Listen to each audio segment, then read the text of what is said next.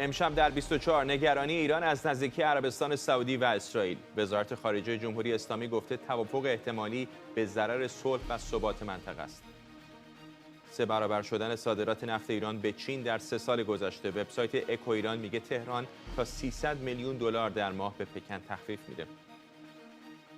پیشتازی ترامپ در بین رقبا در تازه‌ترین نظرسنجی. ترامپ از حمایت 54% رای دهندگان جمهوری‌خواه برای نامزدی در انتخابات 2024 برخورداره. و پایان نشست 2 روزه مقامات آمریکایی با نمایندگان طالبان در دوحه. وزارت خارجه طالبان میگه برای اعتمادسازی باید اعضاش از فهرست سیاه خارج بشن. از واشنگتن دی سی این 24 است با فرداد فرحزاد. بینندگان ایران اینترنشنال در ایران و سراسر جهان سلام و وقت بخیر. ایران میگه عادی‌سازی روابط بین عربستان سعودی و اسرائیل به صلح و ثبات منطقه آسیب میزنه. این موضع‌گیری تهران بعد از اونه که روز جمعه جو بایدن رئیس جمهوری آمریکا از احتمال توافق بین عربستان سعودی و اسرائیل خبر داد. رئیس جمهوری آمریکا جزئیاتی درباره این توافق نداده، اما نشریه اکسیوس میگه دیوید بارنیا رئیس موساد ماه پیش با جیک سالیوان مشاور امنیت ملی بایدن و برت مکگرک هماهنگ کننده کاخ سفید در امور خاورمیانه دیدار کرده و اسرائیل و عربستان سعودی موضوع گفتگوهای اونها بوده. اکسیوس میگه آقای سالیوان و مکگرک بعد از این دیدار به عربستان سعودی سفر کردند. به گزارش نیویورک تایمز، اتحاد نظامی با آمریکا راه اندازی برنامه هسته غیر نظامی و راه حلی برای تشکیل دولت فلسطینی از جمله خواسته هایی که عربستان سعودی اونها رو در گفتگو با نمایندگان آمریکا مطرح کرده. شاهین سمی کارشناس امنیت ملی اینجا در استودیو با ماست و منشه امیر کارشناس امور خاورمیانه از اورشلیم. با آقای امیر شروع میکنم. در اورشلیم چقدر فکر میکنید که این خواسته هایی که خیلی‌ها تا اینجا میگفتن بسیار زیاد است از سمت عربستان سعودی مورد قبول ایالات متحده و اسرائیل قرار میگیره؟ ببینید، عربستان سعودی یک کشور بزرگ، یک کشور ثروتمند نفت داره، در حوزه خلیج فارس قرار داره، همیشه ولی ارتش بزرگی نداره و قدرت دفاعیش از خودش بسیار ضعیفه. بنابراین همیشه حضور سربازان آمریکایی بوده که تا حدود زیادی امنیت عربستان رو تامین میکرده. الان بعد از اینکه ایالات متحده قصد داره که همه نیروهاش رو از خلیج فارس و منطقه خاورمیانه بیرون ببره، عربستان بسیار نگرانه و این یکی از عللی هستش که عربستان سعی میکنه که به اسرائیل نزدیک بشه، ولی مشکلات بسیاری در مورد فلسطینی ها وجود داره که مانع برقراری آشتی کامل است. عربستان تا کنون به اسرائیل اجازه داده نه فقط هواپیماهایی که از خاور دور رهسپار اسرائیل هستن از حریم هوایی عربستان بگذرن، بلکه هواپیماهای اسرائیلی هم در سفر به خاور دور ازش استفاده بکنن. و حتی شایعه بدون که من بتونم این رو تایید بکنم که اگر ارتش اسرائیل، نیروی هوایی اسرائیل بخواد به تأسیسات اتمی حکومت ایران حمله بکنه، عربستان اجازه پرواز از حریم هوایی اون کشور رو به جنگنده های اسرائیلی خواهد داد. مشکل بزرگ عربستان این است که به عنوان خادم حرمین شریفین، یعنی بزرگترین مقام در دنیای اسلام، نمیتونه مسئله فلسطینی ها رو کنار بگذاره. الان اما یک دولت راستگرا در اسرائیل داریم که عقیده داره که نباید امکان داد که حکومت خودگردان که کشور مستقل فلسطینی برپا بشه و حتی فشارهای ایالات متحده رو در این زمینه اسرائیل تا کنون دفع کرده. و عربستان در سال 2001 که طرحی رو ارائه کرد که نمیتونست مورد قبول اسرائیل قرار بگیره. بنابراین عربستان میگوید که آقای آمریکا، شما به ما فشار میارید که با اسرائیل صلح کنیم، شما باید یک چیزهایی رو به ما بدید، چیزهایی که میخوان پیمان نظامی شبیه پیمان ناتو هست با ایالات متحده، امکان خرید سلاح‌های بسیار پیشرفته و مجبور کردن اسرائیل به 2 چیز. یکی این که فشار بر فلسطینی ها رو در حال حاضر کمتر بکنه و دوم این که با برپایی کشور مستقل فلسطینی موافقت کنه. مشکل در این است که در حال حاضر ما هیچ رهبری منسجمی در بین فلسطینی ها نداریم که واقعا بشه با اونها درباره برپایی کشورشون صحبت کرد. ما از یک طرف آقای محمود عباس رو داریم که میگوید ترور رو باید کنار گذاشت، از طرف دیگه حماس که میگه اسرائیل رو باید نابود کرد، جهاد اسلامی آزادی فلسطین که به رهبری حکومت ایران میگه که اصلا حق حیاتی برای اسرائیل قائل نیستیم و در چنین شرایطی اسرائیلی ها صلاح نمیدونن که یک کشور مستقل در کنار اونها برپا بشه. همین امروز بود که فاش شد که از طریق مرزهای اردن مقدار زیادی اسلحه و مهمات، هنوز نگفتن دقیقاً چی،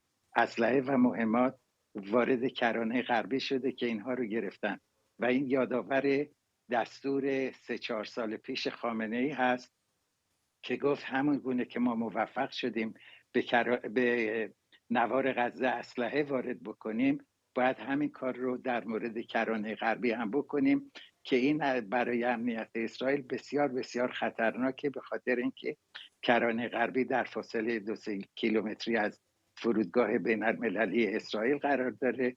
کرانه باختری در نقطه‌ای قرار داره که عرض اسرائیل فقط 10 کیلومتره.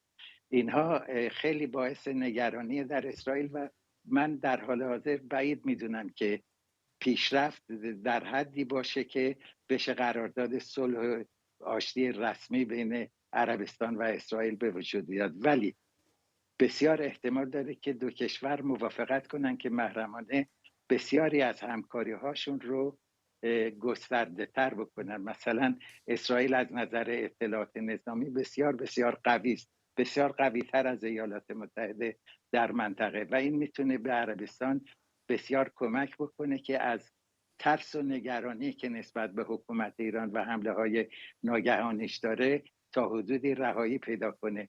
حمله به تأسیسات نفتی آرامکو یک ضربه بسیار شدیدی برای امنیت عربستان بود و ضعف این کشور رو نشون داد و همچنین حکومت ایران از طریق یمن و حوثی‌ها عربستان رو تهدید میکنه. اینها همه عواملی است که عربستان رو به سوی اسرائیل میکشونه. از طرف دیگر بودن کلیددار حرمین شریفین یعنی مساجد مکه و مدینه ولی جلوگیری میکنه از اینکه عربستان سعودی به صورت کامل و علنی با اسرائیل صلح بکنه. میتونن به یک نوع صلحی برسن مثل صلح اسرائیل و مصر که صلح کامله ولی صلح سرده، گرچه همکاری های نظامی بسیار گسترده بین اسرائیل و مصر وجود داره. شاید یک همچین راه حلی رو در مورد عربستان پیدا بکنن. آقای سمی، بعد از کلی فراز و نشیب بین روابط ایران و عربستان تازه حالا به مدد چینی ها یک مقدار روابط بهبود پیدا کرده. چقدر فکر میکنید اگر این توافق احتمالی با اسرائیل صورت بگیره که اموای بزرگی با توجه به بعضی از چالش‌هایی که آقای امیر هم بهش اشاره کرد، میتونه پاشنه آشیل همین روابط نیمبند اصلاح شده بین ایران و عربستان بشه؟ با درود به شما، عرض ادب خدمت جناب امیر و مردم عزیز ایران.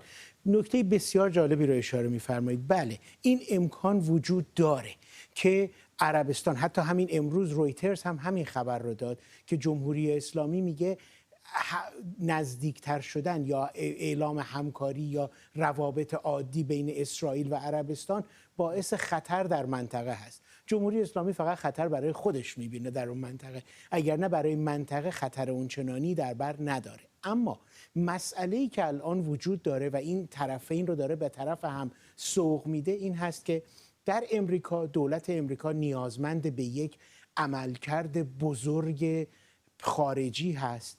چرا؟ چون در مقدمات انتخابات ریاست جمهوری قرار گرفته. دولت اسرائیل به همین طریق علاقمند به این هست که یک ثباتی بتونه ایجاد بکنه و اگر یک صلحی با یکی از بزرگترین متخاصمینش به نتیجه برسه، خب مسلما آقای نتانیاهو هم یک نفس راحت‌تری میتونه بکشه و از اون طرف عربستان هم به دنبال ایجاد مشروعیت و رهبری اصلی در دنیای مسلمان در اون منطقه خاورمیانه هست. همه اینها رو که کنار هم بگذاریم میبینیم، ولی یک نکته مهم وجود داره، اون هم این هست: هر کشوری که میخواد رهبری و مدیریت رو به دست بگیره باید بتونه تصمیمات سخت هم بگیره. تصمیمات سخت عربستان این هست که بپذیره اسرائیل حق وجود داره. تصمیم سخت برای اسرائیل همونجور که در گزارش ها هم هست که حتی ممکنه که امریکا و عربستان پافشاری بکنن که افراد دست راستی دولت آقای نتانیاهو کنار گذاشته بشن و یک دولت ائتلافی با حزب مخالف ایجاد بشه. اون احتمالش بیشتر هست. چرا؟ فشاری است که بریت مکگرک و جیک سالیون دارن وارد میکنن. همه اینها رو که کنار هم بگذاریم، یک توافق و یک صلح خارج از دسترس نیست، اما باید علاقمندی به گرفتن تصمیم سخت رو داشته باشن. به گمانم یک تفاوت مهم هم که عربستان داره با جایی مثل بحرین یا امارات متحده عربی اینه که میتونه کریدور هوایی هم باشه بین اسرائیل و ایران، برخلاف دو کشور دیگه. 100% و این برای عربستان بسیار حائز اهمیت هست و برای اسرائیل، برای اینکه اسرائیل هم میخواد که یک توانمندی کریدور هوایی باز داشته باشه. یک توانمندی اینه که اگر نیاز به سوختگیری یا چیزی باشه جنگنده هاش بتونن فرود بیان و 2 مرتبه به پرواز در بیان. همه اینها رو وقتی کنار هم میگذاریم میبینیم که این صلح به نتیجه رسیدنش بسیار بسیار به ضرر جمهوری اسلامی و به نفع مردم منطقه خاورمیانه است. شاهین سمی، کارشناس امنیت ملی اینجا در استودیو و منشه امیر، روزنامه‌نگار و تحلیلگر مسائل خاورمیانه در اورشلیم. ممنونم از هر دو شما.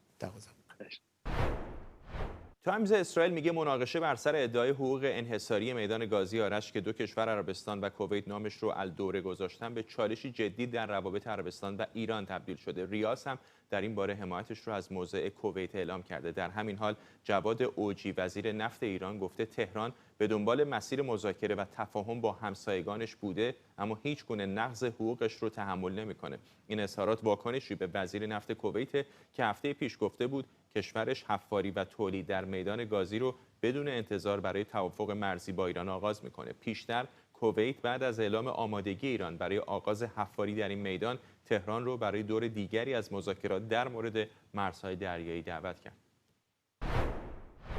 مهدی مستعی، کارشناس بازار نفت از لندن با ماست. آقای مستعی، چقدر به نظرتون این دعوای حقوقی بر سر این میدان نفتی میتونه بالا بگیره و تبدیل به یک نزاع جدی بشه؟ با درود به شما فرداد گرامی و بینندگان برنامه.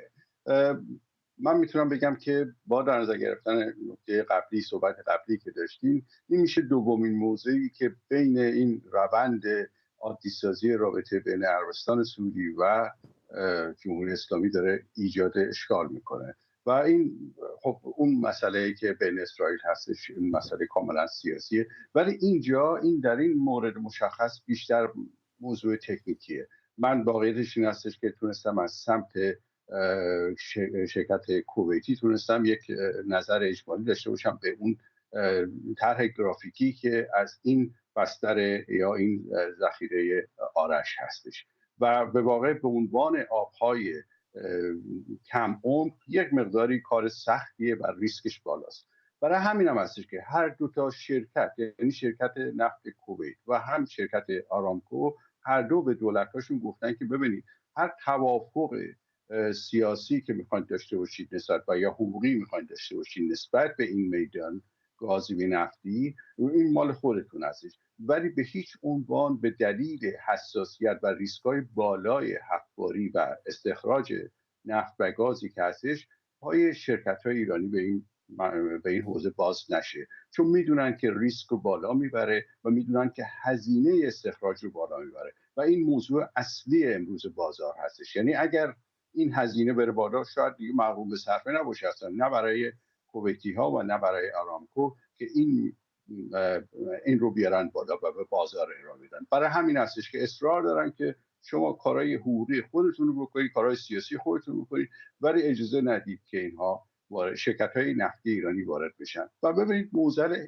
اینجا این هستش که فرض بکنید در کویت حرف اصلی رو خود دولت میزنه و یک حرف یک دست هستش، یا در عربستان آرامکو، مدیران آرامکو تصمیم گیری میکنن، اما در ایران اینطور نیستش و شرکت‌های مختلف یا جناح‌های مختلف، چه وزارت نفت جمهوری اسلامی و یا قسمت‌های مختلف سپاه، اینها هر کدومشون لایحه‌ای دارن و میخوان با هم رقابت هم دارن که بتونن دسترسی پیدا بکنن به این منطقه نفتی و این موضوع رو ایجاد می‌کنه. یعنی به واقع من فردا گرامی میتونم بگم که شاید تنها شرکت نفتی جهان که بتونه ادعا بکنن که مدیریت پارتیزانی داره شرکت نفت جمهوری اسلامی هستش که واقعا چون هر بخشی برای خودش تصمیم گیری میکنه و با هم رقابت میکنه و این بیشترین ریسک رو داره برای این محدوده چاه آرش و این رو هر دو شرکت فشار آوردن به دولت‌هاشون. من در جریان هستم که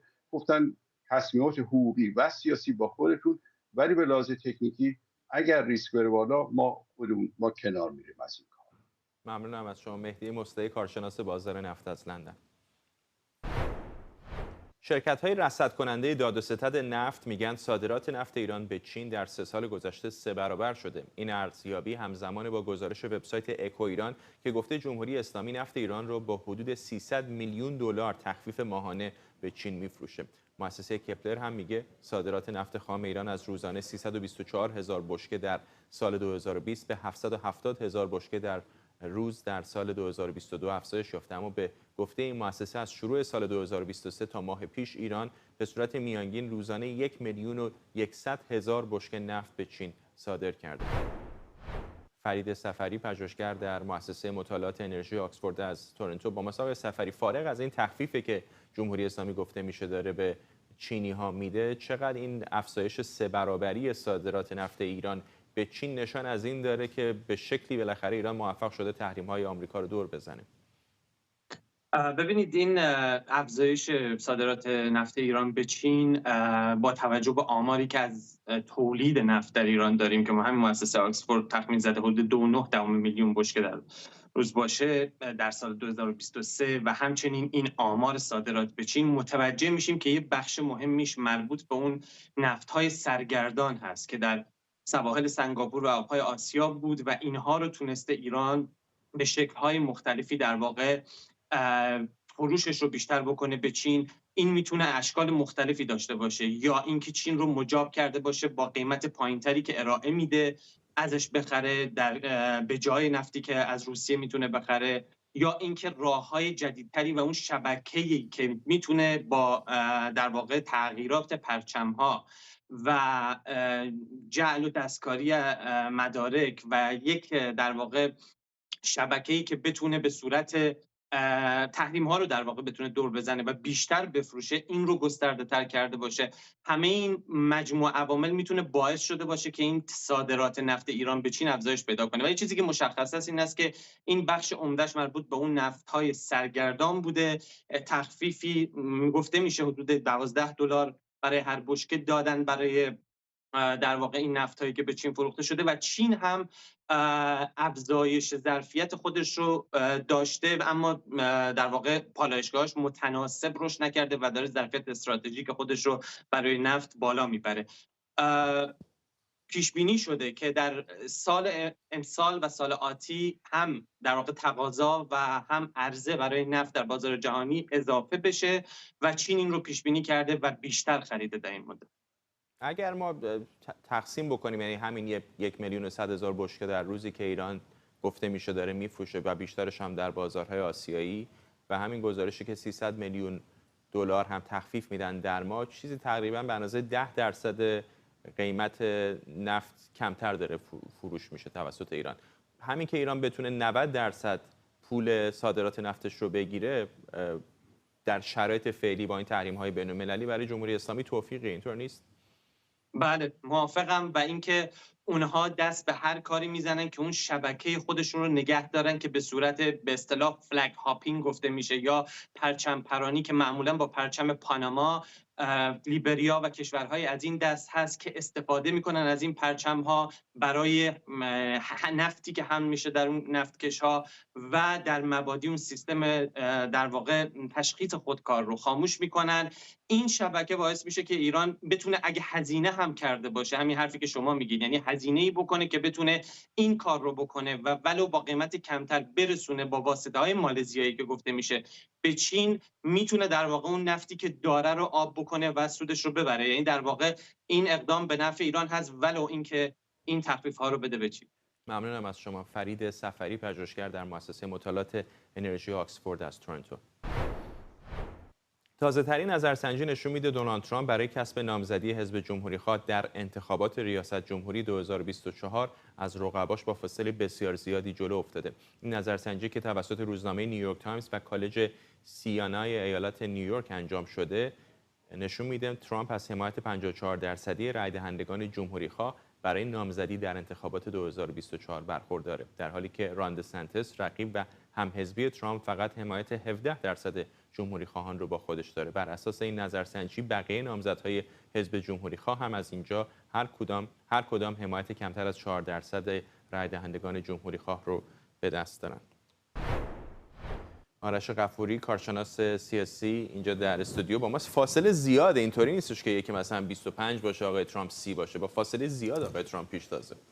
حالا دیگه اونقدر اگر مبنامون همین نظرسنجی باشه اصلا نشون میده که تمام اون کمپین آقای راند دسانتیس برای اینکه بتونه دل طرفداران آقای ترامپ رو به دست بیاره با حرفایی که میزنه، میگه که من کاندیدای بهتری خواهم بود، من 8 سال رئیس جمهور خواهم بود، آقای ترامپ مشکلاتی داره که جلوی بایدن نمیتونه برنده بشه، من برنده خواهم بود.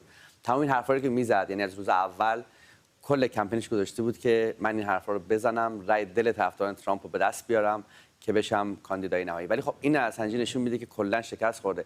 حالا یه بخشای دیگه این نظرسنجی داشت در بین جمهوری‌خوان محافظه‌کار، یعنی محافظه‌کارترین جمهوری‌خواه، اتفاقا همون گروهی که آقای دیسانتیس اونها رو مورد تمرکز قرار داده بود، فاصلهشون 50%، اینجا فاصلهشون 37% توی کل جمهوری‌خواهان، در میان محافظه‌کاران 15. حتی تو خود ایالت فلوریدا هم آقای ترامپ داره خوب عمل میکنه، ایالت خود آقای راند دسانتیس. آقای راند دسانتیس البته ببین راند دسانتیس آدم چیزیه، خیلی هنوز دوستش دارن جمهوری‌خواه. یعنی اگه ترامپ نبود احتمالاً راند دسانتیس کاندیدای اونها بود برای انتخابات آینده. ولی خب ترامپ دیگه. من فکر کنم با هم صحبت کرده بودیم قبلا 2-3 ماه پیش در مورد پیشنهادی که آقای مارک پن استراتژیست حزب دموکرات، کسی که هم کمپین بیل کلینتون بود هم کمپین هیلاری کلینتون، اون روز اول به آقای دسانتیس پیشنهاد کرده بود که تو اگر میخوای موفق بشی تو نمیتونی به طرفداران آقای ترامپ، تو نمیتونی رأی اونها رو به دست بیاری، باید به طرف جمهوری خواهان میانه رو که اونها دلیلی داشته باشن برای مخالفت با ترامپ به شمار به دسانتیس رأی بدن.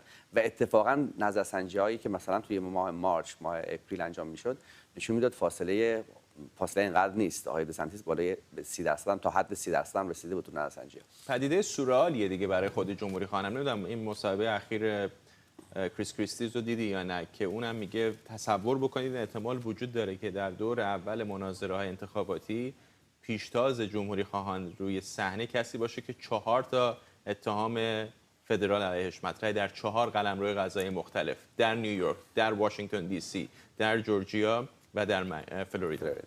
اگر آقای ترامپ در مناظره حاضر بشه، البته میدونین که ممکنه حاضر نشه، بازم با هم صحبت کرده بودیم آقای ترامپ چون جلوتره به این مناظره ها.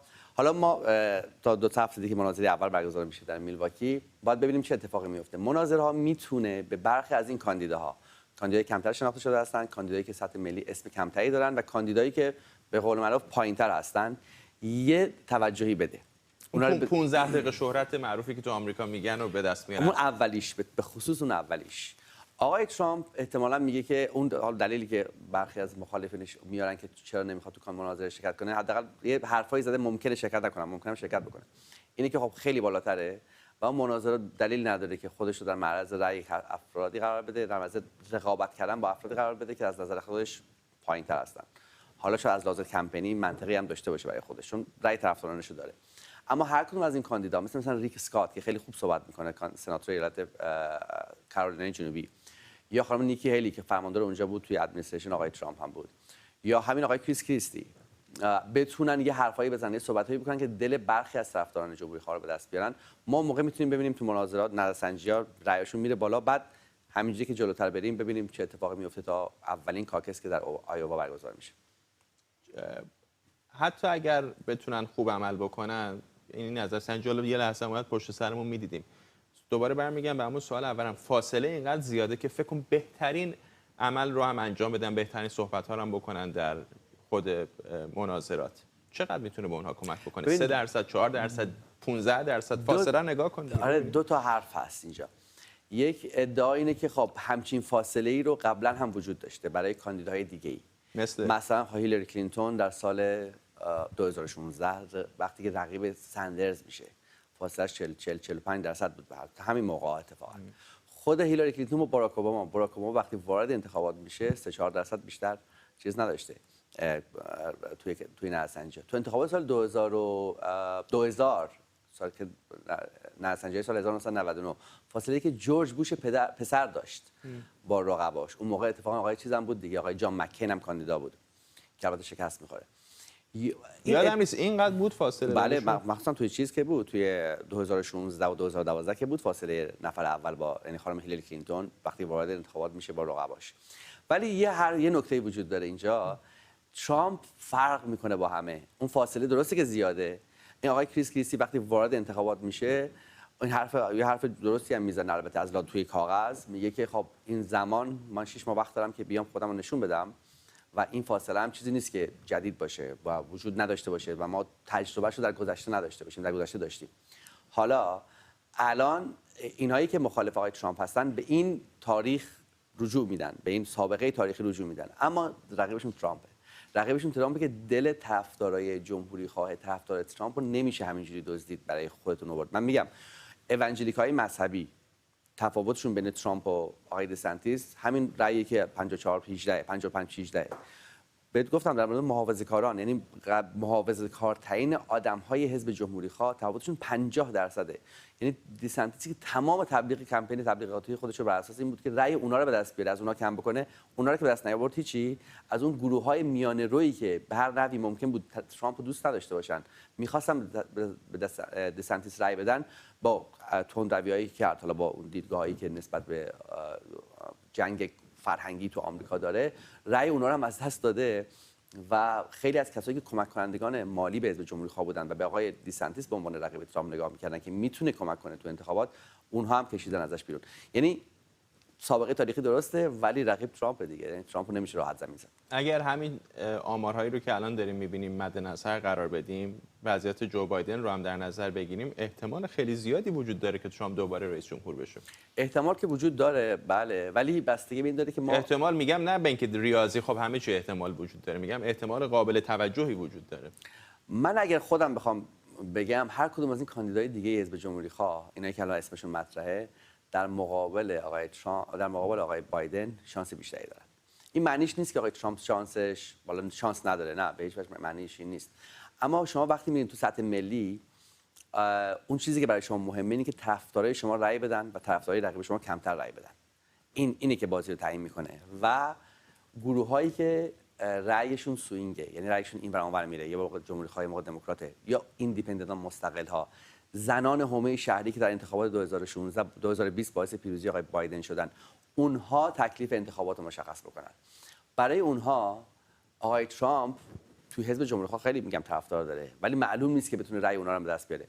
ما تو انتخابات کنگره، مجلس نمایندگان و مجلس سنا همین پارسال دیدیم دیگه چه اتفاقی افتاد. طرفداران آقای ترامپ در رقابت‌های مقدماتی جمهوری خواه، یعنی اونایی که آقای ترامپ ازشون حمایت می‌کرد در رقابت‌های مقدماتی، مهمت آز توی مثلا پنسیلوانیا، خانم لیک توی آریزونا، تو جورجیا همین رو داشتیم. این طرفداراشون توی مقدماتی رأی آوردن، رقباشون رو زدن، رقبایی که میانه رو بودن یا حالا به استابلیشمنت حزب جمهوری خواه نزدیک بودن، اما تو انتخابات نهایی شکست خوردن. آقای ترامپ وقتی بیاد باید بتونه آریزونا و جورجیا رو پس بگیره، حتما اگه بخواد ببره. از میشیگان، ویسکانسین و پنسیلوانیا این ستا رو باید ببره. خب این چیزیه که در عمل خیلی کار راحتی نیست. و اگر بشه از قرن 19 اولین باری خواهد بود که یک رئیس جمهور دو دوره غیر متناوب رو میبره. ما قبلا هم داشتیم دیگه، بله اوایل قرن 19 بله داشتیم و رقابت هم داشته. ما اگه بخوایم تاریخی نگاه کنیم که اینجوری باشه چیز دیگه آقای کلیولند، نه قبل از کلیولند هم داریم که رئیس جمهور نبوده البته ولی باخته، نیکسون معاون رئیس جمهور بود ولی باخته، رئیس جمهور نبود. ممنونم از شمارش غفوری، کارشناس سیاسی اینجا در استودیو با ما. آمریکا و اتحادیه اروپا از حکومت نظامی در نیجر خواستند که رئیس جمهور برکنار شده این کشور رو دوباره به قدرت برگردونه. هفته پیش فرماندهان نظامی در نیجر محمد بازوم رئیس جمهور این کشور رو بازداشت کردند و با کودتا قدرت رو در دست گرفتن. این تغییر قدرت از سوی کشورهای دیگه به رسمیت شناخته نشده. به گزارش رویترز، عبدالرحمن تیانی که کنترل ارتش رو در دست داره گفته دلیل اصلی کودتا ناامنی مداومی بود که از طرف اسلامگرایان افراطی بر این کشور حاکم شده بود. دیروز هم رهبران کشورهای غرب آفریقا گفتن اگر رئیس جمهور به قدرت برنگرده علیه نیجر اقدام نظامی انجام میدن. علی صدزاده تحلیلگر مسائل خاورمیانه از فرانکفورت قرار بود به ما بپیونده، ولی به نظر میاد که ارتباطمون دچار اخلال بود، ولی برگشت. آقای صدزاده ممنونم آقای صدزاده که دعوت ما رو قبول کردید. با توجه به اینکه این اولین رئیس جمهوری یا اولین انتقال قدرت مسالمت‌آمیز در نیجر بوده و میدونیم که حمایت غربی ها رو هم آقای بازون به همراه داره، چقدر فکر میکنید این تهدید کشورهای غرب آفریقا که اقدام نظامی میکنن میتونه جدی بشه و حمایت غرب رو هم به همراه بیاره؟ این آقای چیانی، این رئیس کودتاگران، مثل که داره مقاومت میکنه. گفته که من اصلا ترسی ندارم، مردمم بسیج کرده. احساسات ضد فرانسوی خیلی سعی کرده دامن بزنه.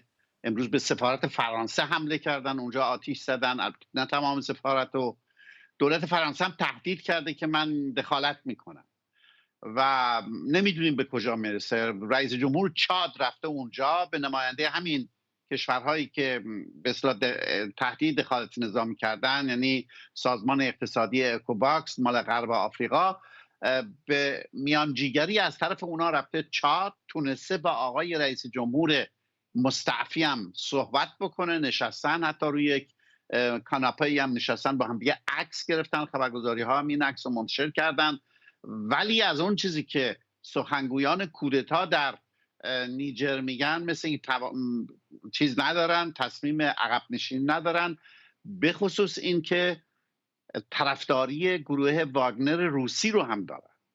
و نیجر الان سومین کشوری است در این منطقه از آفریقا، یعنی بعد از مالی و بعد از بورکینافاسو، که این نظامیان با کمک گروه واگنر میان و قدرت رو در دست میگیرن. همینطور که شما در عکس‌ها نشون میدید، امروز تظاهراتی که بوده که حتی پرچم روسیه رو آوردن وسط دارن نمایش میدن.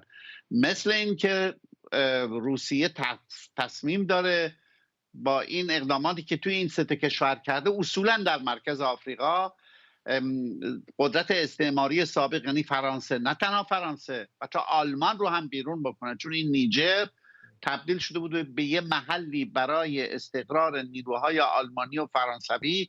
بعد از اینی که نتونستن تو مالی بمونن، اونجا هم واگنر کودتا کرده بود تا این گروه بتونن علیه نیروی داعش توی آفریقا مبارزه کنن.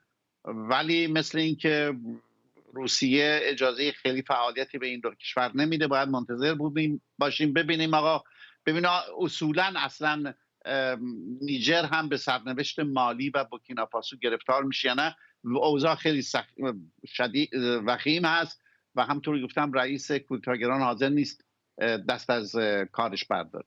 ممنونم از شما. علی صدزاده تحلیلگر مسائل خاورمیانه از فرانکفورت. وزارت خارجه طالبان از پایان گفتگوهای 2 روزه تام وست و رینا امیری، نمایندگان آمریکا با هیئتی از طالبان در دوحه قطر خبر داده. بر اساس اعلامیه طالبان، اونها درباره رفع تحریم‌ها، حقوق بشر و آزادسازی ذخیره ارزی افغانستان گفتگو کردند.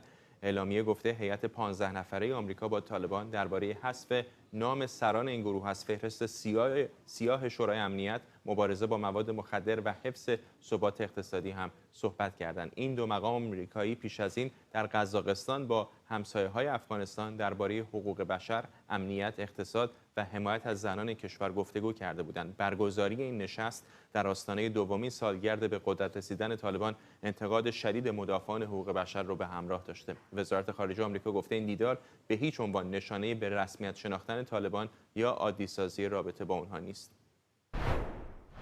همکارم رازی دانش اینجا در استودیو با ماست. چه میدونیم از آنچه که گذشت در دوحه؟ فرداد، ماجرا از این قراره که خانم امیری یک سری جلسه هایی رو برگزار کردن. وزارت خارجه آمریکا چند روز پیش یک بیانیه رو منتشر کرد و در اون گفت که رینا امیری، نماینده ویژه آمریکا در امور زنان و دختران و حقوق بشر افغانستان، و همچنین آقای توماس وست، نماینده خاص ایالات متحده در امور افغانستان، سفری خواهند داشت به کشورهای آسیای میانه. اونها در آستانه پایتخت قزاقستان با نماینده کشورهای آسیای میانه صحبت و دیدار خواهند کرد و در مورد مسائل مهمی از جمله امنیت و اقتصاد افغانستان، جلوگیری از تولید و فروش مواد مخدر و وضعیت حقوق بشر به شکل خاص زنان و دختران افغانستان با این نماینده ها دیدار میکنند. خانم امیری و توماس وست به این سفر رفتن و هر آن چیزی که ما میدونیم اکثرا توییت هایی که اونها در مورد سفرشون منتشر کردن یا تصاویری که اونها منتشر کردن. در کنار این دیدارها خانم امیری دیدارهایی هم داشته با سران و نماینده های کشورهای اسلامی از جمله عربستان سعودی، تونس، مراکش، بنگلادش و امارات متحده عربی. خانم امیری در صفحه توییتر خودش این دیدارها رو خیلی مفید و خونده و گفته که ما خیلی امید پیدا کردیم که کشورهای همسایه افغانستان و به شکل خاص کشورهای اسلامی و کشورهای آسیای میانه با ما به خاطر بهبود وضعیت افغانستان کمک و همکاری میکنن.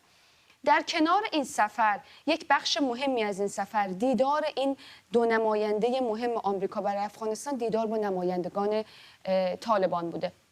امیرخان متقی وزیر خارجه طالبان پیش از اینکه به این سفر بره با اظهار امیدواری گفته بود که ما خیلی امیدواریم که بتونیم در مورد مسائلی مثل حذف طالبان از حذف مقام‌های طالبان از لیست سیاه شورای امنیت و تحریم‌ها علیه این گروه و همچنین بهبود وضعیت اقتصاد افغانستان و مهمتر از همه اونها آزادسازی ذخایر ارزی افغانستان بتونیم صحبت بکنیم. این نشست 2 روزه در دوحه قطر برگزار شد. اسمی کاملا آشنا برای همه افغانستانی‌ها که دیدارهای خیلی مهمی درباره سیاست افغانستان در اون اتفاق افتاد. چند ساعت پیش بود فکر می‌کنم که وزارت خارجه طالبان یک بیانیه رو منتشر کرد و گفت که این دیدارهای 2 روزه انجام شده. یک هیئت 15 نفره از آمریکا بودن و افرادی هم که از طرف طالبان در این نشست حضور داشتن بر علاوه امیرخان متقی نمایندگانی از بانک مرکزی افغانستان، از بانک دارایی افغانستان و همچنین دفتر سیاسی طالبان در قطر بودند. اونها گفتند ما در مورد مسائلی مثل کاهش تولید مواد مخدر، آزادسازی ذخایر ارزی افغانستان و لغو تحریم‌ها صحبت کردیم. بیانیه اشاره به مسئله حقوق بشر و وضعیت خاص زنان و دختران افغانستان هیچ اشاره به این مسئله نداشته. کما اینکه طالبان همیشه گفتند که مسئله زنان یک مسئله کاملا داخلیه و ارتباطی به این نداره که کشورهای خارجی از جمله طالبان در مورد این مسئله اظهار نظر بکنند. تا هنوز در مورد این نشست مخالفت‌های خیلی زیادی صورت گرفته. از جمله اونها مکال رئیس کمیته روابط خارجی مجلس نمایندگان آمریکا خیلی شدید این مذاکرات رو و این سفر رو واقعاً نکوهش کرده بود و گفته بود که هیچ جای این نیست که شما با گروهی که در تمام قد به مخالفت با زنان افغانستان ایستادن شما وارد بحث و مذاکره بشین. نمایندگان فعالین حقوق بشر در داخل و خارج از افغانستان هم تماما مخالفت‌های خودشون رو با این نشست همیشه اعلام کردن. زنان در داخل افغانستان در تمام طول این مدت با انتشار ویدیوهایی از داخل خونه‌هاشون، همونطور که می‌دونیم اجازه اعتراض در بیرون رو ندارن، از داخل خونه‌ها ویدیوهای منتشر کردن و گفته بودن که خواسته ما نه آوردن اصلاحات در این دولته و نه حتی مذاکره کردن با اونها، بلکه ما تماما آن چیزی که می‌خوایم این است که طالبان از رأس قدرت در افغانستان خارج بشن. متاسفانه اما اونها فعلا زنان افغانستان همونطور که می‌دونیم در داخل خانه‌ها زندانی هستن و بیشتر از 1.5 سال میشه که دختران افغانستان به مدرسه نرفتن. امیدواریم که خانم رینا امیری نماینده خاص آمریکا در امور زنان هر چه زودتر گزارشی رو که از این جلسه داشته رو برای همه ما منتشر بکنه که ما مشتاق شنیدنش هستیم. ممنونم از تو. راضی دانش همکارم اینجا در استودیو. سازمان‌های اطلاعاتی آمریکا از این به بعد اجازه ندارند داوطلبان استخدام در این سازمان‌ها رو به دلیل مصرف ماریجوانا از مجوزهای امنیتی محروم کنند. آخرین نسخه بودجه دفاعی سال آینده آمریکا نشون میده سنای آمریکا با اکثریت قابل توجه یعنی 86 رأی موافق و فقط 11 رأی مخالف راه رو برای آژانس‌های اطلاعاتی آمریکا باز کرده تا مصرف ماریجوانا رو مثل گذشته برای داوطلبان به عنوان نقطه منفی در نظر نگیرند. رسانه‌های آمریکایی میگن با توجه به مصرف گسترده ماریجوانا بین جوانان، این سازمان‌ها هر سال بخش بزرگی از داوطلبان به کار رو به خاطر مصرف ماریجوانا از دست میدن. آرش علایی از کنگره آمریکا با ما. آرش، اینم یک بحرانیه به شکلی دیگه در آمریکا، برای اینکه بسیاری از ایالت‌ها مصرف ماریجوانا رو قانونی کردن، در سطح فدرال هنوز قانونی نیست و این یک ابهامی ایجاد کرده. من اتفاقا یکی از دوستان خودم میخواست برای وزارت خارجه آمریکا کار بکنه و او هم در پرونده استخدامیش اشاره کرده بود که ماریجوانا مصرف کرده و او رو استخدام نکردن. حالا این رویکرد جدید سرویس‌های اطلاعاتی چقدر به نظرت میتونه فضا رو عوض بکنه؟ ببین، مسئله این است که آژانس‌های اطلاعاتی آمریکا با رقبای زیادی در دنیا مواجهند که اون رقبا آژانس‌های اطلاعاتی کشورهای دیگر، مثلا در جمهوری اسلامی، همچین چیزایی براشون مهم نیست. طرف ممکنه قاچاق هم بکنه، به معاملات قاچاق انسان هم دست بزنه، ولی واسه سازمان اطلاعاتی جمهوری اسلامی کار کنه، کسی ازش نخواهد پرسید مثلا همچین چیزی، شاید حتی به نفعش هم باشه. ولی در آمریکا به خاطری که این بک‌گراند چک ها یه چیز بسیار جدی است، خودش یک صنعتی است فرداد. یعنی اینی که شما میرید یه فرمی رو پر میکنید، میگید مثلا من میخوام برای فلان سازمان اطلاعاتی آمریکا کار کنم، بعضی از این مجوزهای امنیتی ده‌ها بلکه صدها هزار دلار هزینه میشه براش.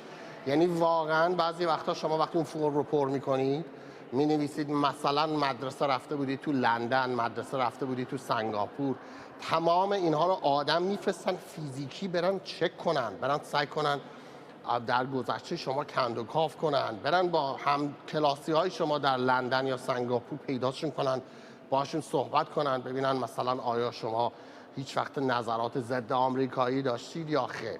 و واسه همین این الان فضا رو باز میکنه برای آژانس‌های اطلاعاتی آمریکا، چون همونجور که مصرف مواد مخدر در آمریکا، مصرف ماریجوانا در آمریکا رو به افزایش است، قدرت استخدامی این آژانس‌ها کم شده بود و الان به نظر میاد سنای آمریکا اون رو تایید کرده. منتظر خواهیم بود ببینیم مجلس نمایندگان همون رو به تایید خواهد رسوند یا خیر. ممنونم از آرش علایی، همکارم از کنگره آمریکا، و ممنون از شما که برنامه 24 امروز رو همراهی کردید.